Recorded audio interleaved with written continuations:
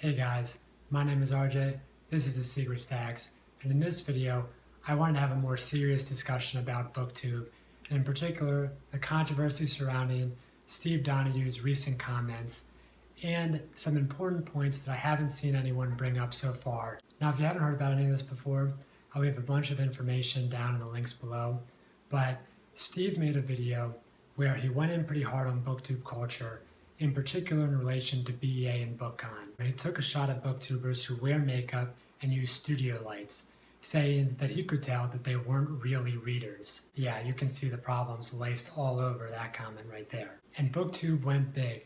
The hashtag FAKEREADERGIRLS blossomed all over Twitter, with so many awesome woman booktubers celebrating and joining together in solidarity to reinforce their love of reading and to show just because that they wear makeup doesn't mean that they're not real readers, which should be obvious at this point if you've ever watched any Booktube video ever. There are the biggest fans and the realest readers out there on Booktube. Even if you don't understand the hashtag or don't agree with various aspects of it, especially if you don't understand it, it's really important to engage with this issue, to read everything that people are tweeting and saying about this hashtag, because it is so important. Listen to what the members of our community are saying. This isn't just a reaction to one video. This is a reaction to a lifetime of experiences and criticisms that these women have faced with their love of reading and their fandoms.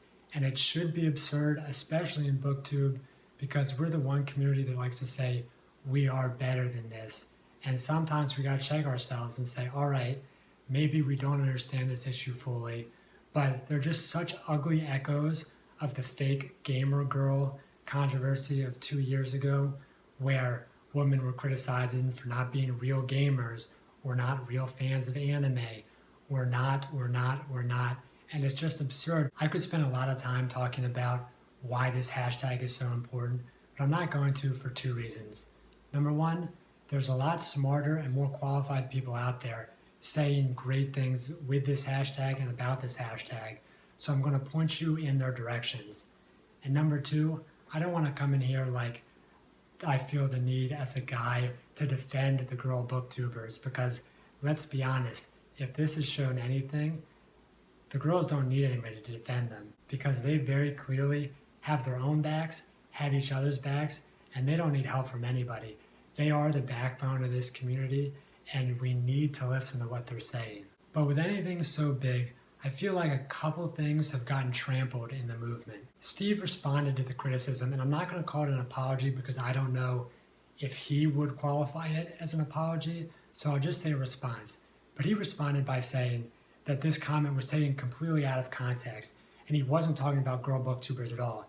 He was criticizing the male booktubers that were wearing blush, which, let me tell you, is equally as problematic as the first interpretation of his comments. So Steve is essentially saying that it's okay to criticize guys for wearing makeup, and to use a transitive property, he's saying that guys that wear makeup aren't real readers, which has ugly, ugly undertones of the very real and very still existing criticism of boys who wear makeup saying that they're not really men, not masculine, and it's just an ugly, ugly echo of that argument.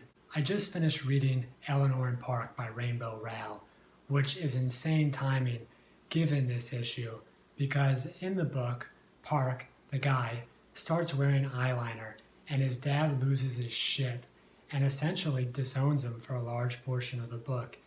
And honestly, Park gets off quote unquote easy in relation to what real men experience in terms of vocal, emotional, and physical violence when they wear makeup.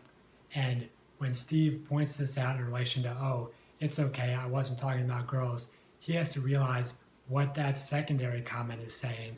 And I need to say it right now. It's not okay to use that criticism with anyone, not girls, not guys, because the ugly undertones are there no matter how you interpret those comments. And I could believe Steve if he said, that isn't what I meant either.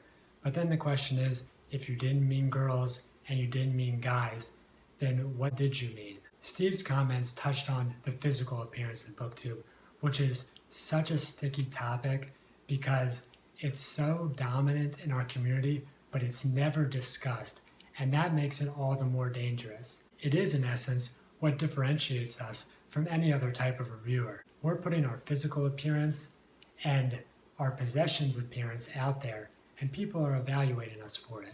And I know that that's an uncomfortable thing to say and an uncomfortable thing to hear, but it's true. The most popular booktubers are putting out the most well-polished productions.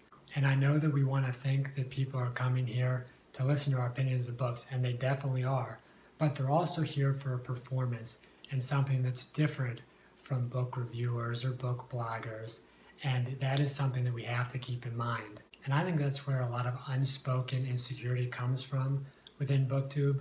I feel it, you feel it, and I think we need to talk about it as a community because it is a really big issue, and it can be a limiting issue and something that weakens the community if we don't address it. Just remember, none of us are alone in this. Take Sasha Alsberg from A Book Utopia. She made a video detailing her very personal struggle with acne and how it affected her self-confidence and her feeling good about making videos.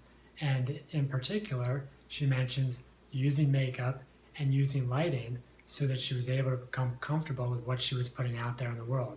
And now we're supposed to be telling Sasha that she shouldn't be using makeup, shouldn't be using lighting tricks, and should just suffer through it or not make videos. That's nonsense.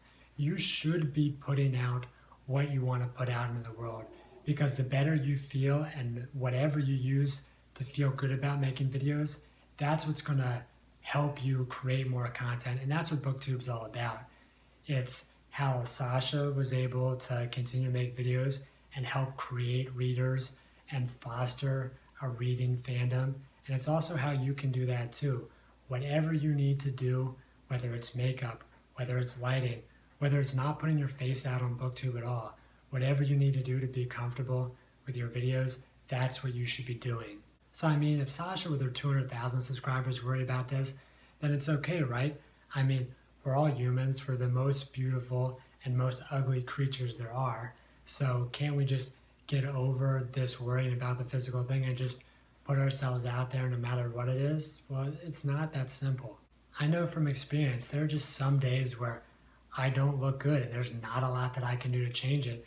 And that's affected my video creating schedule because I haven't wanted to put that version of myself out there on the internet. And I've seen from personal experience when I'm not looking great or I've got a bad thumbnail or bad lighting, my video gets less views. It gets more people who could potentially be interested in the video, but just aesthetically, it doesn't entice people to click on it. And that's not a criticism of viewers because I think lots of us in the community do that subconsciously, and that's not something that we can really criticize, but it is something that we need to at least be conscious about. We all fall into this trap. Even though that I don't create very high quality videos, I still find myself being drawn to the really impressive productions. And sometimes I wonder, shouldn't I be able to break out of that? It's hard. We all like looking at beautiful things. Why not beautiful videos with beautiful books in them? Take something like I'm watching the Shannara Chronicles right now. I don't really know if it's a good TV show or not based on the merits, but the essential premise is it's beautiful people doing beautiful things in beautiful places, and that's enjoyable. And sometimes that's what I'm looking for in a video. The beautiful things I'm talking about are beautiful book discussions. So don't worry, those things are definitely there and definitely necessary to any good Booktube channel, but that other aspect doesn't go away just because it's all about the books. If you're saying something interesting, that's the bottom line, but you have to remember to not let that quality stop you from producing videos, because any barriers to entry there are where you're defeating yourself, and the expectations that we're setting as a community are limiting you and limiting your voice. And that's something that I really think we all have to work together to avoid for ourselves and for the videos that we watch. There's been a lot of discussions recently that I would summarize as the battle for the soul of Booktube, whether it's this discussion or the recent spat of there's too much YA, there's not enough diverse book genres. And to that, I would say it's the wrong approach because Booktube doesn't have a soul. It has a lot of souls, and they're all different and all unique. They're all under this umbrella of Booktube. Booktube isn't the one community, it's the collection of communities where you're able to overlap, mix and mingle like roots from a tree. And that's what makes Booktube so interesting. And that's where we have to make sure that we're not limiting ourselves and limiting other creators. There's a place for everyone. There isn't a place for anyone to tell someone that they don't belong. That nonsense has got to get out of here. Anyone who is a reader, who calls himself a reader, and who says they can identify other readers, to say that someone else isn't a reader, you've missed the point of every book you've ever read. I keep on going back to Eleanor and Park and whether those characters would feel welcome as part of Booktube. And it's something that I've really been grappling with. I mean, we're talking about Eleanor, a really poor girl who doesn't care what kind of clothes she wears or what her appearance is to a lot of people. She just has to feel comfortable with herself. And then we have Park, a guy who wears makeup. And I think we all can do a better job of being welcoming to people as diverse as those two. Because ultimately, the goal of Booktube is to celebrate reading. It's our responsibility as creators, as watchers, to remember that.